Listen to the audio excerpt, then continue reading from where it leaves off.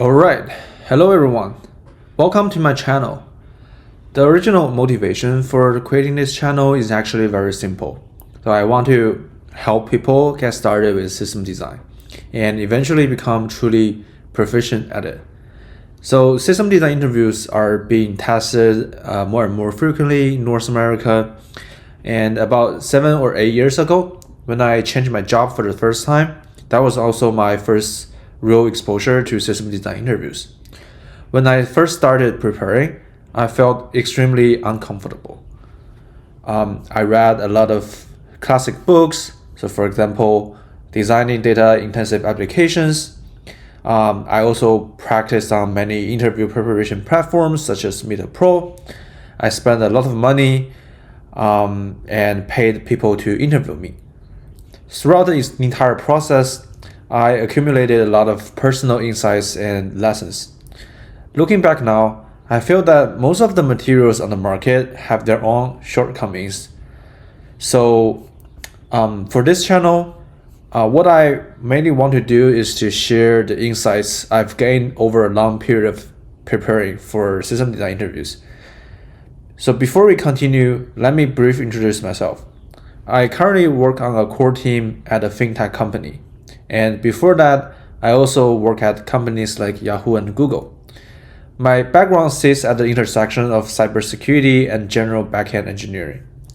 Over the years, I've gone through many system design interviews myself. My background is relatively complex. At different points, I've been responsible for extremely high throughput systems. For example, systems that handle billions of user requests per hour. And at the same time, I'm also an active contributor in the open source community. I've participated in the development of open source frameworks with more than 10,000 stars. I am also a contributor to AI agentic related projects. So yes, my experience is a bit all over the place. On this channel, my initial plan is to mainly share insights related to system design. But if people are interested, I can also talk about my views on topics that I'm familiar with, such as cybersecurity, or share some of my thoughts on generative AI. Alright, so let's get started. So first, let's talk about what system design actually is, right? So in my opinion, system design is about designing the internal architecture of a broad system. So that definition doesn't tell you anything, right? It isn't very useful because it sounds extremely abstract. So let's look at a few concrete examples. One of the most classic system design interview question is designing a Twitter. So the interviewer asks the candidate to design Twitter's internal infrastructure within about an hour. So for example, questions can be, what does the user interaction flow look like? How is the data stored internally? And how do different components interact with each other? So the scope of topics covered is extremely broad. It can involve UI, front-end, back-end, and even networking, databases, and even cybersecurity or distributed systems. So the coverage is very wide. In North America, interviews usually fall into 3 categories: coding, behavior, and system design. The main difference between coding and system design, in my opinion, is that system design is usually very high level. It focuses on how multiple components interact with each other. But coding interviews, on the other hand, usually have very clear requirements, right? Inputs and outputs. You are expected to use algorithms and data structures to solve a very specific problem. The difference between system design and the behavior interviews is that system design is still primarily technical. So behavior interviews focus more on real-world work situations. So for example, questions like, what do you do if there's a conflict within a team? Or what if your manager suddenly changes the team's direction? Or something else, right? So for this channel, our primary focus will be system design. But if there is a demand later, we can also talk about behavior interviews. And before we move on to the next topic, let me add one more thing here. I don't believe that any interview type has a complete strict boundary. Strong candidates are usually able to blend different dimensions together. So for example, during a system design interview, if you also bring in some more behavior aspects, like how many teams would be needed to build the system, how long would development take, and what kind of communication challenges might arise, or how would those challenges be addressed, how would the project evolve in today's AI world.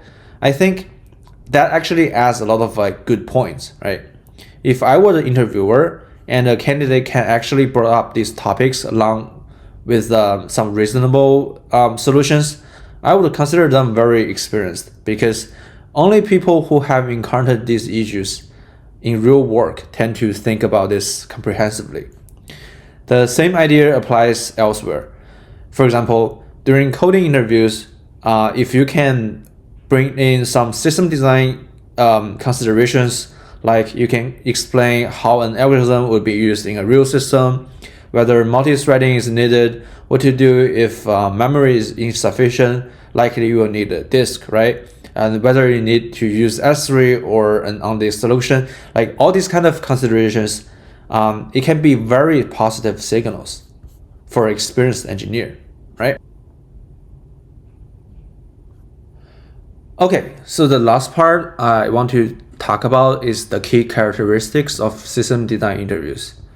So first, I wanted to share a recent observation I had in the past few years. I noticed that more and more people or more and more companies prefer to ask candidates to design smaller systems instead of large ones. Smaller systems can include, for example, a task scheduling system or a payment system. So in other words, a specific component within a large system. I actually think this is a very good trend, because this helps avoid interviews becoming overly broad and shallow. And at the same time, it also allows interviewers to better evaluate the candidate's depths in a specific area. So compared to questions like designing Twitter, designing Netflix, designing Facebook, right? I think questions like designing Datadog will become increasingly mainstream. The second thing that I want to bring up is that there is no right answer. So system design is unlike coding problems, right? System design doesn't have a single correct solution. Later on, we will talk about many common techniques and patterns that we can use to guide you through the system design. But eventually, even if you prepare extremely well, you will still meet or encounter some interviewers who disagree with you or your approach.